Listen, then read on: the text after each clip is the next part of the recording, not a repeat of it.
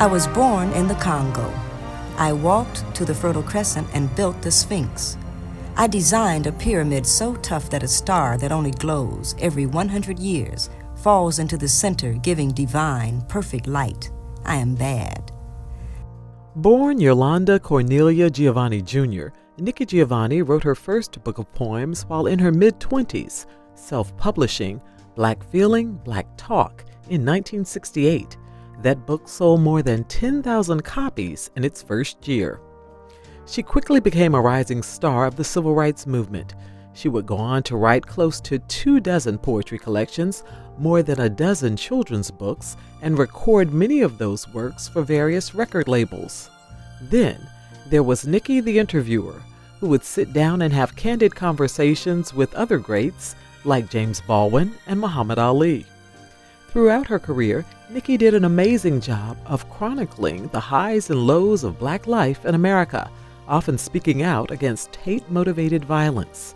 After the mass shooting at Virginia Tech in 2007, she wrote a poem for the school where she served as a professor for 35 years, titled "We Are Virginia Tech." She read it at the memorial convocation. We will continue to invent the future through our blood and tears, through all this sadness. We are the Hokies. We will prevail. We will prevail. We will prevail. We are Virginia Tech.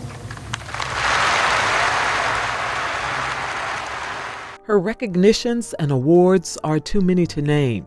In the 1970s alone, she was named Woman of the Year by 3 major magazines: Ebony, Mademoiselle, and Ladies' Home Journal. I like birdhouses and bird feeders and my coffee in the morning on the deck where I hear the birds singing. And mostly, I like the peace of the breezes singing through the trees and, oh, by the way, I really like you. Nikki Giovanni battled cancer 3 times. According to her lifelong partner, Jenny Fowler, who was by her side, she passed away peacefully on December 9th. She was 81. At the time of her death, Nikki Giovanni was working on a memoir and a poetry collection titled The Last Book. It was set for publication in 2025.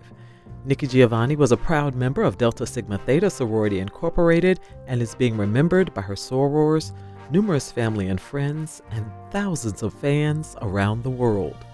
And while her light may have dimmed, her words will continue to uplift, inspire, and guide generations to come. For Another View, I'm Lisa Godley.